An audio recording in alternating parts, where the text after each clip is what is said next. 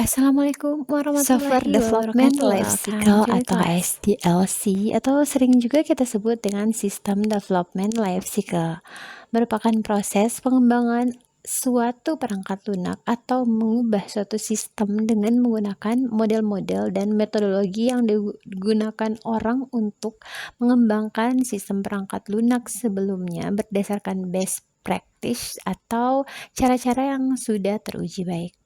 Seperti halnya proses metamorfosis pada kupu-kupu. Untuk menjadi kupu-kupu yang indah, maka dibutuhkan beberapa tahap untuk dilalui. Sama halnya dengan membuat atau mengembangkan perangkat lunak ini, memiliki daur tahapan-tahapan yang harus dilalui agar bisa menghasilkan perangkat lunak yang berkualitas tinggi.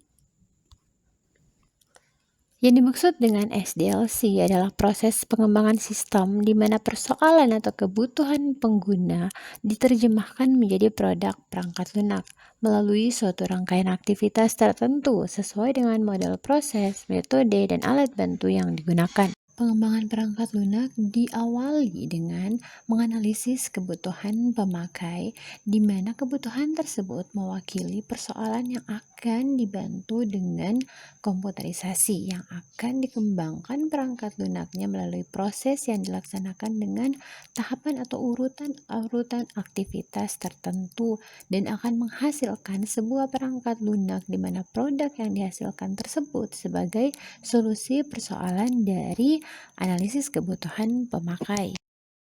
Tahapan-tahapan yang ada pada SDLC secara global adalah yang pertama, planning atau perencanaan, mengembangkan rencana manajemen proyek dan dokumen perencanaan lainnya untuk menyediakan dasar dan mendapatkan sumber daya atau resource yang dibutuhkan untuk memperoleh solusi.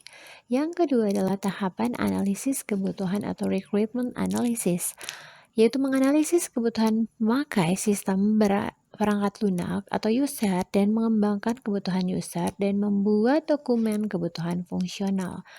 Yang ketiga, desain, mentransformasikan kebutuhan detail menjadi kebutuhan yang sudah lengkap. Dokumen desain sistem fokus pada bagaimana memenuhi fungsi-fungsi yang dibutuhkan. Yang keempat adalah implementasi, termasuk pada persiapan implementasi. Implementasi perangkat lunak pada lingkungan produksi, lingkungan pada user, dan menjalankan resolusi dari permasalahan yang teridentifikasi dari fase integrasi dan pengujian. Yang kelima adalah pengujian atau testing dan integrasi, di mana pengujian tersebut adalah mendemonstrasikan sistem perangkat lunak bahwa telah memenuhi kebutuhan yang dispesifikasikan pada dokumen kebutuhan fungsional dengan diarahkan oleh staf penjamin kualitas atau quality assurance dan user untuk menghasilkan laporan analisis pengujian. Terakhir, maintenance. Maintenance ini adalah mendeskripsikan aktivitas akhir dari pengembangan sistem dan membangun data yang sebenarnya sesuai dengan aktivitas serta pemeliharaan sistem. Ada beberapa model SDLC yang dapat kita gunakan dan hal yang terpenting adalah menggali tipe pelanggan atau customer dan memilih menggunakan model SDLC yang sesuai dengan karakter pelanggan atau customer dan sesuai dengan karakter pengembangan sistem itu sendiri. Tahapan SDLC yang pertama adalah model waterfall atau model air terjun. Model ini menyediakan pendekatan alur hidup perangkat lunak secara sekuensial atau terurut, yang dimulai dari tahapan analisis, kemudian dilanjutkan dengan tahapan desain, tahapan implementasi atau pengkodean, kemudian dilanjutkan dengan tahapan testing atau pengujian, dan terakhir adalah tahapan pendukung atau support. Nah, model ini cocok untuk pengembangan software dengan spesifikasi yang tidak berubah-ubah karena struktural tahapannya sangat terarah dan sekuensial. Model yang kedua adalah model prototype. Model ini menggunakan simulasi alur perangkat lunak sehingga tampak seperti perangkat lunak jadi sebagai bahan evaluasi pelanggan sampai ditemukannya spesifikasi produk sesuai dengan keinginan dari pengguna sistem.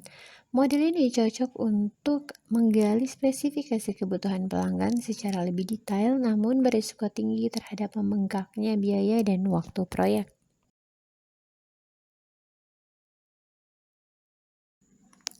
Model Rapid Application Development atau RAD. Model RAD membagi tim pengembang untuk mengerjakan beberapa komponen. Masing-masing tim pengerjaan dapat dilakukan secara paralel. Model ini merupakan proses pengembangan perangkat lunak yang bersifat inkremental, terutama untuk waktu pengerjaan yang pendek. Model RAD ini mengadaptasi dari model air terjun versi kecepatan tinggi dengan menggunakan model air terjun untuk mengembangkan setiap komponen perangkat lunak. Model keempat adalah model iteratif. Nah, model iteratif ini mengkombinasikan proses-proses yang ada pada model air terjun dan iteratif pada model prototype. Model inkremental akan menghasilkan versi-versi software yang sudah mengalami penambahan fungsi untuk setiap perubahan atau penambahannya.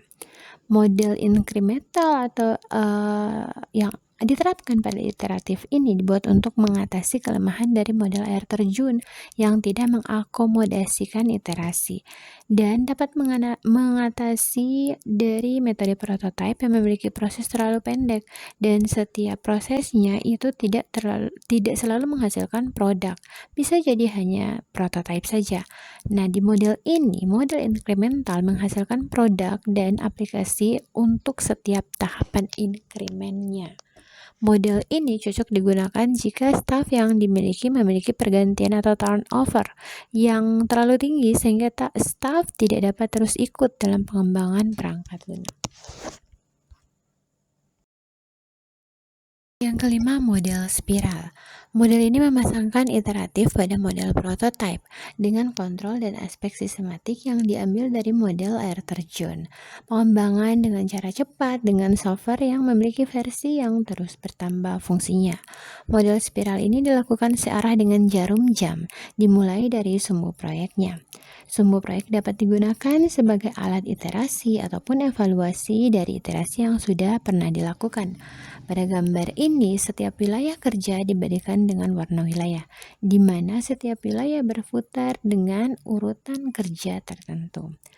Pada model spiral, hasil akhir dan evaluasi sebuah wilayah kerja akan menghasilkan inisiasi dari wilayah kerja berikutnya. Model spiral ini cocok digunakan untuk mengembangkan sistem perangkat lunak yang skalanya besar, karena memiliki proses analisis risiko yang dapat meminimalisir risiko yang mungkin akan terjadi. Model spiral ini cocok digunakan untuk aplikasi dengan skala besar, tetapi target waktu dan biaya tidak terlalu mengikat.